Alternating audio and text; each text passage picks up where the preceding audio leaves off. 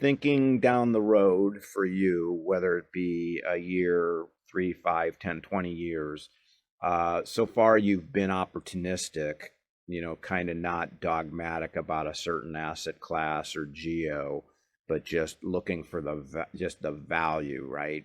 I guess, do you envision that just kind of doing, just staying the course of just being completely agnostic to opportunities, or is in the back of your mind a thought that, hey, this certain asset class or certain opportunity may make sense to really orient more of my energy to? As a real estate investor, you really have to adapt to the markets. There are times when you can pick and choose from so many investments, but funding, loans, raising capital might be difficult. And that's a different type of market. And then there are markets where finding deals is almost impossible. And, but raising capital and, getting loans is very easy. So as a real estate investor, and obviously there's all the degrees in between. So you kind of have to adjust your thinking to the market at that time.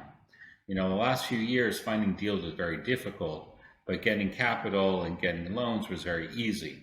So in this market, you really have to be class agnostic, because if you're looking only for industrial warehouses between 40 and 60,000 square feet and class B markets, you're not going to find anything, or maybe you'll find one, okay, but you're not going to find 10.